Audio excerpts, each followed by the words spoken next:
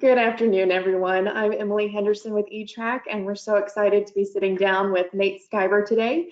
We're going to talk about diversifying your carrier network. If you're not familiar with Nate, I've had the pleasure of following him on LinkedIn for the past few months, and I provides great insights daily on what's going on in the parcel world and logistics and all kinds of supply chain information. So I'm really excited to sit down and talk with him. Today we're going to specifically talk about carrier diversity and building out a more diverse and secure network. Nate does have a great background in parcel. He's the founder of LPF Spend Management.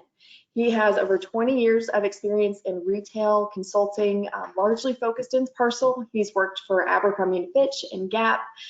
He's built, executed, and managed parcel transportation programs. We're really excited to have you on, Nate. Thank you for joining us.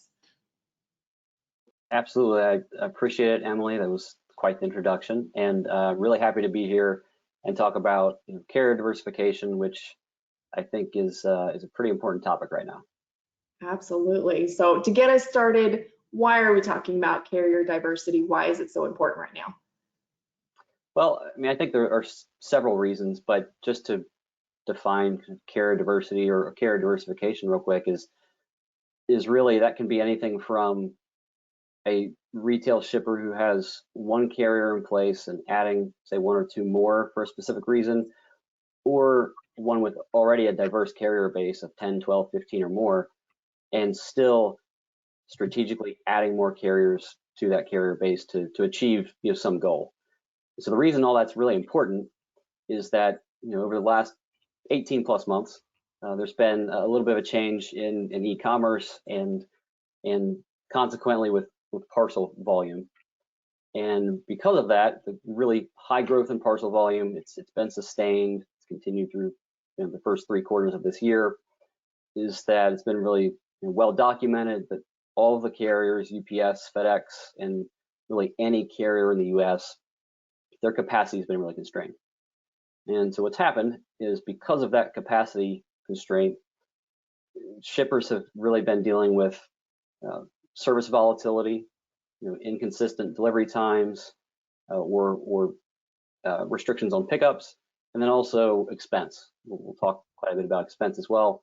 A lot of the carriers have issued surcharges, rate increases, and those are all reasons why carrier diversification, particularly the last 18 months, and I think for the foreseeable future, has really increased in importance. And so shippers really, in a way, should hold that as a bit of a higher priority than they had to help address those issues around capacity and service and other expense constraints as well. Yeah, and you touched on it a little bit over the past 18 months. We all know COVID happened. Why might a company want to diversify their network? What are the benefits there? Well, I think it broadly comes down to three kind of categories or reasons: capacity, which I mentioned, and service, which can take on I think a variety of forms with different companies, whether it's delivery predictability, faster transit times, or really aligning the services that are sourced with carriers to the customer expectation that is in place as well for e-commerce companies. And the third one is expense. And that one's third for a reason. I think we'll talk more about it a little bit, but it's important, the expense portion is, but because of what's happened in the market, expense is just going up from a shipping standpoint across the board. There's ways to affect it, but it definitely is. So that's why that, in my opinion, isn't necessarily the leading reason or the impetus all the time to diversify your carrier base. And I think there's some other reasons that can factor in besides capacity and service and expense. There can be changes in the company's business. So if they've pivoted from more retail kind of store-based to more digital, or maybe they've had to pivot because of the market conditions, then they may have different delivery requirements. They may need to engage other carriers, and that's one reason as well. New DCs or opening up omni-channel capabilities such as ship from store. Those all can lead, or should at least, a shipper to evaluate their carrier base. And when they do that, I think it all points to ultimately decreasing the dependency on any single carrier or a very small number of carriers, and to be able to gain more control and influence over some of those factors like capacity and expense. 100%. So we've talked about expense here and there. So let's get into expense, because historically it was more expensive to go with a regional carrier for something like parcel. But with costs going up across the board, continuous surcharges, why would people who typically use a large national carrier for their parcel network consider moving to a more diverse regional or local network? Well, it's interesting on the expense topic, I guess, because it's something that traditionally, I guess, let's say pre-pandemic, but even a little bit less or more recent than that, say the last 3 years, but is that the approach used to be taking as much volume as possible, maybe all of it, and sourcing it with a single national carrier to get the best rates possible. And that still may be the case. It may work for some, but because of the market conditions right now and the fact that there is a capacity deficit, which is a very strong pricing environment for all carriers, especially UPS and FedEx, single sourcing, you really don't get from an expense perspective the value you used to. And so being that that's the case, and I think it will be the case for a while, you have to look at it differently from an expense standpoint. And if you're going to affect that expense, one way to do that, whether it's raising it or lowering it, is to look at other options. So an example is you do consider, say, regional carriers or final mile providers, if that might fit into your network. And when you do that, it shouldn't necessarily be an assumption that you go into that thinking, I'm going to consider adding carriers to reduce expense. Right now, it's definitely not the case. And I think that's still the thought process initially, but it really should be looking at the needs that you've defined within your network, whether it's, again, increasing capacity in certain origins or improving delivery predictability, and then determining if regionals and alternative carriers can meet those needs from a service standpoint as well, or maybe even better than FedEx or UPS, and then look at the expense. And that last part is kind of contrary to the process that many have carried out for a long time. So the end result could end up being higher total program expense. It might be. You might have slightly lower discounts with FedEx or UPS or whatever the situation is. But if you're being intentional about it and you're determining where that expense is being allocated, then you have more control over it.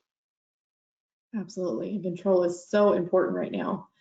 I recently saw an article that you were quoted in, and this wasn't actually your quote, this was someone else in the article's quote, but I wanted to hear your thoughts on it. It mentioned that data was a large roadblock in shippers' abilities to switch from those large national carriers to a diverse network. What are your thoughts on that? Well, data, I think, definitely serves an important role in carrier diversification. I think where it starts is knowing your data, knowing the characteristics of your volume, the origins, of course, the services, excuse me. Those fall allergies, starting early. The services and carriers you have in place is, it serves as a good starting point. And so what that can do is if you understand that data, it helps to identify areas of opportunity, but also help you to define your goals. And those goals and objectives are really a key part of the process for carrier diversification. I think that's where some either fall short in that process or don't start in the right way. And then it kind of never gets to one focal point of achieving that goal. So data, I think, can serve that role as a starting point. I think ways to use the data certainly can be, there's a variety of solutions that can be in place, whether it's a TMS that has shipment data. That system might also consume package scan data, so you can monitor performance, and invoice data as well from an expense standpoint. So if you have those two sources in some way to be able to have that data in one spot, then you will know kind of your baseline. And then as you move forward with different scenarios of adding regional carriers in a certain area, or looking to speed up delivery, in some cases, you reduce transit, then you can start to use some modeling to really compare that baseline and determine what the impact is to expense and or transit. So I think obviously you can't go through adding carriers, or you shouldn't, without starting with data. Mm-hmm. Yeah, data is very important, especially in the final mile. We talked about cost and service, it's all tied in there. So we've talked a little bit about why people want to move to a more diverse network, the benefits there. When they say, yep, it's time, I need to expand out, what are the first steps in moving to a more diverse network? Well, I think the first thing I touched on briefly is defining goals. So whether you start with data, or there's some impetus there of, we talked earlier about why companies might consider diversifying their carrier base, using those factors that are causing you to consider it to define your goals. So clearly defining goals such as increasing capacity by 20%. Excuse me. No, you're fine. It happens all the time. Hasn't happened in a long time. All right.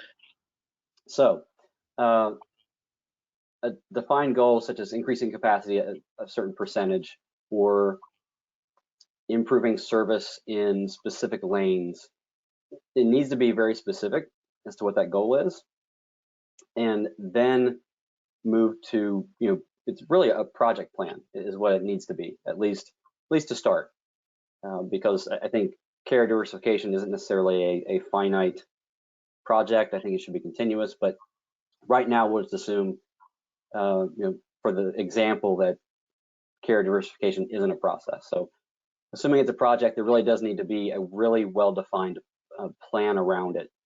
Timing and action of, once you've defined your goals, then you understand what needs you're trying to meet, and identifying which providers at least should be explored to meet those needs. And so you have to have a plan in place, and if you don't, it goes sideways really quickly, because despite the importance of carrier diversification, somehow it's not at the top of everyone's priority list. So as soon as there's traction gets lost, or communication gets broken a little bit between carriers, or priorities pop up internally, then if there's no plan, it stops, and it's really difficult to get started again. And so I think those two things, defining your goals and then having a plan to go through the evaluation process and selection, would be the two things to start. And you mentioned capacity being one of those main goals, say increasing capacity by about 20%. What are some other common goals that shippers might have if they are looking to diversify their network? It depends on the need, and I know that's kind of vague to start, but one of the, I think, issues that we've seen is delivery predictability and service. And so that can be one thing, to where if there is a carrier you have in place that, let's just say that it's a ground service of some sort, whether it's a national carrier or regional, and the performance for many months or whatever's material to you has been substandard, and that's starting to impact the customer experience. You're consistently having late deliveries. That would be something that, establishing that goal of, if it's 95% on time in this environment, maybe 90, that you need it to be, is being that specific and determining which carriers you can source to get in place to meet it. Now the other one, I think, which is a little bit more, I guess, relatable. I'm trying to not avoid the expense topic, but not focus on it, because again, it's definitely not something that should be the leading, I think, goal of carrier diversification is to reduce expense. It can be, but that's, I guess, a bit more straightforward to say we're looking to reduce, our cost per package, either total program, you can look at it that way, or again, a specific segment of volume that is most affected by maybe rate increases or some other factors that have caused the cost to increase. Yeah, and it's kind of a secondary cause, I guess, of cost going up. But if your packages are always late or late 10% of the time, that can be expensive. You're losing customers, you're having to have those packages returned. So there are other costs other than that direct cost for that one package to get from A to B to consider in there. But add to that real quick, actually, yeah. Emily, just to kind of complete that thought on my side, maybe, is completely agree. And so using that customer experience or customer impact example is, again, I think it is a change in mindset on the expense side, that not only is it not an assumption that should be made of reducing expense, but it can be a very intentional action to source a carrier that improves service, and that might increase expense. And it's, in my opinion, better to take action and do that than take no action and have your expense go up anyway, probably, with your current carriers.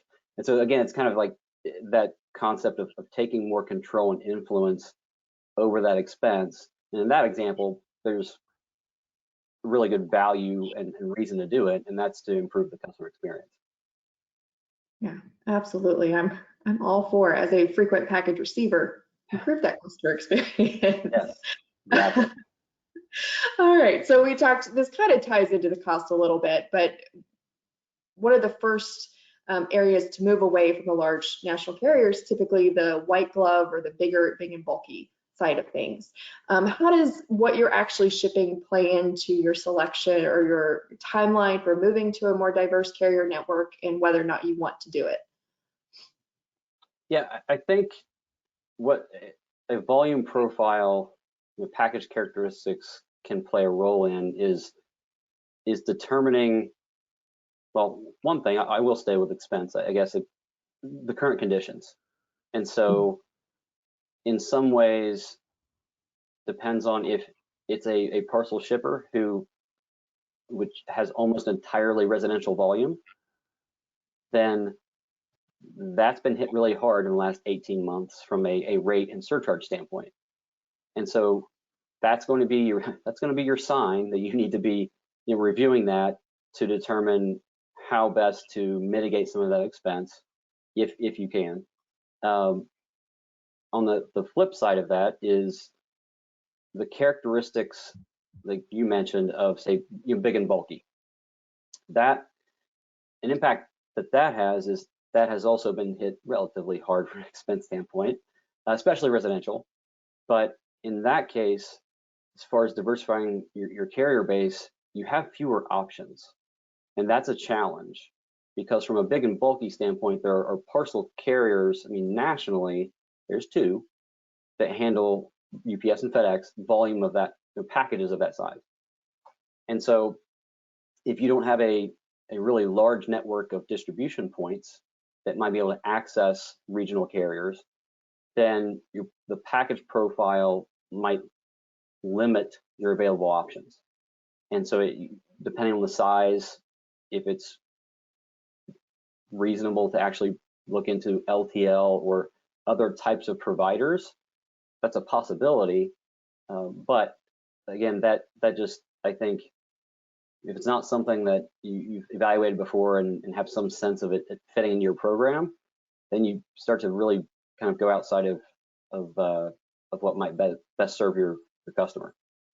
So definitely the package profile plays a role, but I think it's highly situational on the type of I think service that you're trying to source. Yeah, and getting into the carrier selection process a little deeper, each carrier is unique. They have different services, service levels. In your experience or just best practices for how do you pick which carriers you're moving to? You're used to the big national carriers. How do you start that carrier selection process? Well, I do think that it starts with the goals that have been defined. So that should be, I think, the guardrails to help maybe narrow the scope of carriers to consider. So if you have a specific goal you're trying to meet, or maybe constraints that you have to work within, then that will, I think, start the process of pointing you in the right direction on where to start, exploring. But, one thing that I think is, of course, I'm going to say this, I'll just call it out now. I'm a third party, so actually engaging others, at least I'll just say enlisting help. And help can be your peer network, reach out to your peer network, determine what carriers are they using. Do they have similar volume or network that would make sense to understand, particularly maybe new or lesser known carriers that you might be exploring, to get feedback on what their experience has been. The other is to formally engage a third party to help with that process. And part of that can be contract negotiations, but the other part really is helping to vet and qualify some of those carriers at a granular level. So really going through the analysis of the transit times, the service, if it's, well, hardly anything's guaranteed anymore. I'll say if it's day definite, and if there's alignment to your network. And so a third party there, I think, can really add value. The other thing that I would say is from a qualitative standpoint. So there are many carriers that can pick up and deliver packages. Some of them do it better than others, but broadly speaking, they should all be able to do it well. And they're in business, that's their business, so they should. But from a more of a relationship standpoint, and I think it's important to seek out carriers that are more than just delivery providers, but that they can be partners. They're very transparent. They will tell you if they can't, service a certain portion of volume, or if there's a service failure, be very transparent about the dialogue of what happened and how they're going to fix it. And that, to me, it's difficult to like pin down and encapsulate into one statement, but that's important, is the ability to really seek out partners and not just a delivery provider. Yeah, no, I really like the partners aspect. I also like the switch from what'd you say, date definite, moving away from guarantee. Sounds like some legal. Some are still guaranteed, but not many. So day definite. So there's a some measurable amount of predictability there is what I would say. No, that's great. That's great. You've worked with lots of shippers, retailers, especially in parcel. So what are some of the common mistakes you see being made before they enlist a third party or some help? There are a lot of them. And I know that's going to sound really bad, but I've made some of these mistakes when I worked on the retail side, but I continue to see this as well through just discussion as well. And I think it can be categorized into, like, broadly two ways, into approach and process. And so the approach is more, if you want to call it a mindset, but there's a little bit of psychology at work here in carrier diversification. So the approach and some of the challenges I see there is almost kind of killing the project or the concept before you get started. And that happens when you focus on the constraints that you have first. And if that's the only thing you do, so one example might be, the most common one is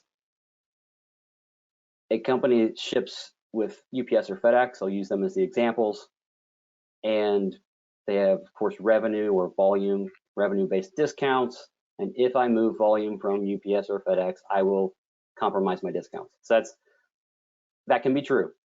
But if that is the first thing that you focus on, there is a high degree, a high likelihood rather, that you're not going to make any changes. It's going to be the overarching kind of thing that sticks with you as you go and evaluate options. I can't do this because I have to fit it into the current program because of my rates. And so you can't ignore that constraint, but it should be a constraint only. It should be on the side, knowing the guardrails that you have, and that if you make changes, there could be changes to discounts. Figure that out when you've vetted all the solutions. Don't allow it to stop you before you start. I think some other ones is we've actually talked about a little bit is being too focused on cost. And again, if you start there, and that's actually one, it's not just, in my opinion, the team or person responsible for the project or sourcing the solution is the expense piece. Everybody has an opinion or an expectation internally about that.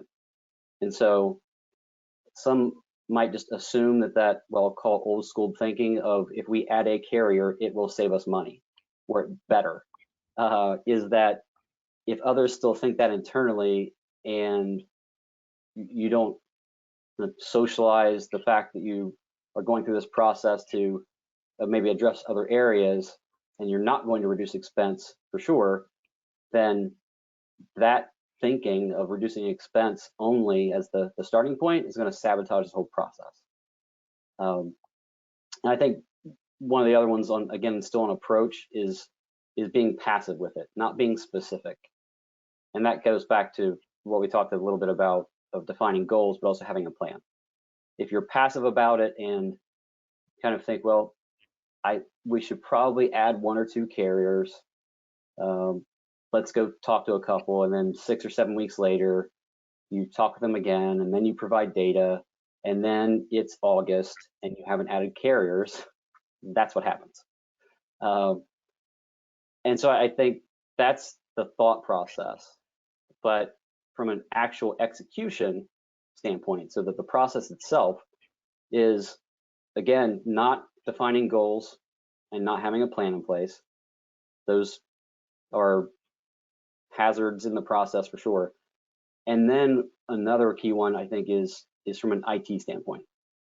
And by not evaluating or vetting requirements early in the process, and early means around the discovery process, not once you're ready to sign a contract, is if you wait too long, then you don't have IT resources available to implement a carrier, or there's the internal expense of development hours that aren't accounted for. So I think that's another one on the process side, is not accounting for that IT piece early is also a key issue or something that many companies miss. Yeah, absolutely. And you mentioned a few times that it's carrier diversification is a process, not a project. It's ongoing. So what recommendations do you have for ongoing carrier management, assessing your carriers and deciding whether or not changes need to be made? Well, I mean, it's interesting. There are specific resources, I think, that, again, from a process standpoint, should be maybe not entirely devoted to carrier management, but at least needs to be defined as a process that a team, maybe a person, is responsible for. Because I think if it isn't, and it's just kind of part of everything else that goes on within transportation, managing carrier relationships and managing performance of carriers, if that isn't clearly defined and you have a person or a team who is focused on that, then the results are going to suffer. So I think that's one thing that is required to effectively manage your carrier base. And that doesn't just have to be operationally in transportation. There can be other cross-functional partners that should have a part of that responsibility. Strategic sourcing, of course, that would be one that would be a team who's responsible for sourcing new solutions once maybe transportation or others surface the need. Finance, from an invoicing standpoint, they should be engaged with the carrier as well. And so I think it's being very intentional about having resources devoted to that process.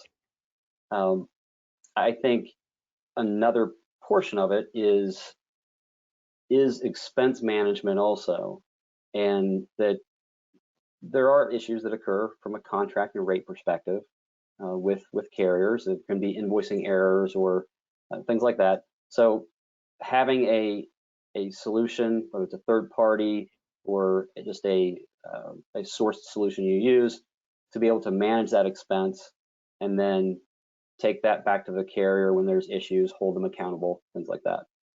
And I think one of the biggest challenges overall with the process is really just consistent engagement. And so that goes back really to having at least maybe not dedicated resources, but clearly defined resources, team members who are constantly engaged with those carriers, holding them accountable as much as they can for performance and other things, and also having a very clear cadence on meeting, whether it's quarterly from a performance standpoint, holding I think carriers accountable to be a partner. And that partnership, again, when you have the quarterly meeting or even more frequently, is they should be proactively bringing information to you about the solutions that maybe they're bringing to market or that they've recently implemented with other customers. That's something that's relevant to your business. And I think that's really difficult to do if there's not very consistent ongoing engagement. Oh yeah, absolutely.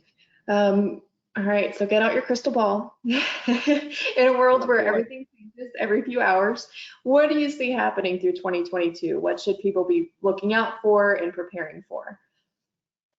Well, maybe not to the same degree, but I'll say that there will be many of the same challenges, I think, that we've seen so far in 2021. Challenges from a capacity standpoint in parcel. That one's interesting because there have been several things published about what that capacity shortfall might be. UPS, Carol Tomei, actually on the last earnings call stated that the UPS was expecting a 5 million packages per day capacity shortfall this peak, so in 2021. So, but both carriers in other earnings calls recently have stated that imbalance of capacity and demand and capacity, rather, that they would expect to continue in some form through 22, probably into 23. And so I think for shippers, I mean, it's definitely not a good thing. Now, I guess what it does is that it also will continue to drive pricing up, relatively speaking. UPS and FedEx particularly will be in a position to continue to raise rates, assess surcharges. Other carriers will also be in a position to do that too, and they might need to. I don't want to say it's just entirely at their discretion; they can do it whenever they want. But to cover costs, operating costs are not necessarily leveling off. So looking ahead, I would say the pricing environment is going to continue to be very challenging from a shipper standpoint, much like this year. And so that, in my opinion, only increases the need to make carrier diversification. If you need to start with a project, that's great. Start now and plan that so you can start literally in January, but do the planning now. And the one, I guess, say silver lining or good thing about everything that's happened in the market, we've been talking about capacity constraints, excess demand, is that there are additional carrier options that are emerging. Now there's no one carrier that's going to jump in, probably not, to be a national carrier at the scale, of course, of UPS or FedEx. But there are other carriers, of many final mile providers that are entering the market, or unique carriers that are focusing more on kind of the middle mile themselves, and then they have a network of final mile providers they're using for delivery. And so, saying all that because the need for carrier diversification is increasing, and the options to do so are as well. And so, I think that will only continue. And I'm a little surprised maybe that hasn't gained as much momentum, at least from my perspective, as it has, or more than it has rather, in 21. I think many retailers and many shippers have had competing priorities. They haven't made carrier diversification as high a priority as maybe they could have. I think or hope that that's going to change in 22. I think it needs to, and hopefully that process will start to change, we'll say now, so that in January, there's going to be a lot of activity of shippers evaluating their carrier base and making some changes. Yeah, no, that would be great if next year could be the year we could kind of get back to faster shipping speeds and the benefits that we saw happening pre-pandemic. If you have questions for Nate, I encourage you to submit them in your questions box. We've had a few pre-submitted questions. Hopefully we can get through all of them in the next few minutes. If we don't, I will send them over to Nate. Maybe he can address everybody individually as needed. So the first question is, what is your best strategy for navigating carrier capacity restrictions, especially ones that you may not see coming? Well, the ones that you can't see coming, I might have a little bit of a difficulty on that one. But I think one starting point is having a diversified carrier base would be good. I know it might be obvious, but in addition to that is having a multi-carrier shipping solution in place as well. And there are a variety of solutions with different capabilities, and so there's no one solution that I'm going to recommend here, but having a solution in place that enables different business rules for you to put in place parameters around capacity or volume thresholds. And so you've got a somewhat, at least, automated way to have visibility into how many packages you've tendered to a carrier. If there are thresholds you want to set, then to be able to shift volume over to another carrier. In many cases, there's logic you can put in place in a multi-carrier shipping solution to do that. And so that, I guess, that last part from a dynamic standpoint would be one way, assuming you have the carriers in place, to address the, I guess, capacity restrictions you didn't anticipate.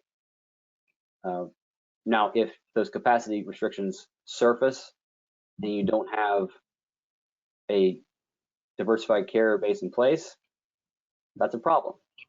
And so there, unless you're able, and let's just say right now would be an example.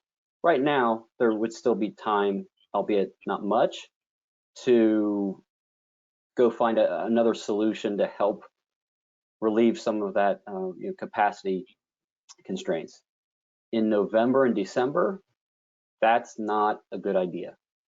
And so in that case, when, say, something surfaces that wasn't anticipated, there isn't a good answer to be able to address all that at once and quickly make a pivot. So really what's important is before all that happens, along the way, as a process, it kind of goes back, in my opinion, to some of the relationships and the communication that's been established with your carriers. And it doesn't mean that that's going to make the capacity issues go away. But at the very least, if you have strong relationships, you've got open communication consistently, then when things surface, and this is with all carriers, not just the one with the issue or that you have an issue with all carriers, then when issues come up, you can quickly assess what's going on, determine what the impact might be, and you might only have a couple of carriers in place, but if you've got a good relationship with number 2 or number 3, then you are able to manually just kind of make a change and pivot. So I think that communication is really key. And so I think really overall, if you can't make those pivots, then I don't know, I think having other options kind of in your back pocket, and having talked with other alternate carriers, you may be able to, let's say, call in a favor, but also source some additional capacity in a pinch. I wouldn't recommend it. Don't count on that one. But that's also another benefit, I think, of being engaged with carriers, regardless of whether you're doing business with them or not. Sure. Yeah, no, that was great. You touched earlier on IT being a little bit of a holdup, having IT resources. There might be some delays there. Somebody has asked, what technology solutions are you seeing that best capitalize on a diverse middle and final mile carrier model? Well, there's several multi-carrier shipping solutions in place, and their carrier, I guess, portfolio within the system varies pretty widely. I mean, some of them have I'll cite ProShip or EasyPost, and there's many others as well, who have a very long list of providers in place. And so in that regard, I think if a company is going to source, like they're going out to market to source a solution like that, and they already have many carriers in place, I mean, that's got to be a core requirement. If not, then also, or maybe in addition to that, the ability for a solution to add carriers to their portfolio. That's one that I know can be kind of a long pole in the tent as far as from a project standpoint. Now there are other solutions that admittedly I don't have a detailed knowledge of, but it's, in my opinion, very different than kind of traditional multi-carrier parcel shipping solutions. So there are platforms like OneRail is an example, and that is more of a visibility into an aggregation of, say, hundreds of final mile providers, and it's more of a platform to source those dynamically. I don't know if we're talking about that level of granularity based on the question, as far as diverse final mile carrier model, but those types of solutions are in place. But I'll just say, from my experience, more the ones I mentioned, ProShips, the EasyPost, ShipStation, the list goes pretty long, is that having those types of solutions in place which align to at least the carrier base you have in place now is a good starting point. Yeah, no, those are some great options. So Nate, I want to thank you again for your time today. I do have a couple more questions I see in the queue. I'm going to email those over to you, and maybe you can reach out to people with some answers. But I appreciate your time today. It's been a great 45 minutes. You've shared so much information. Guys, you can find more about Nate on LinkedIn, Nate Skiver, or his company is LPF Spend Management. They are also on LinkedIn. I believe their website's lpfspendmanagement.com. That is it, yes. All right, thanks, Nate. I hope you guys have a great day. All right, great. Thanks, Emily.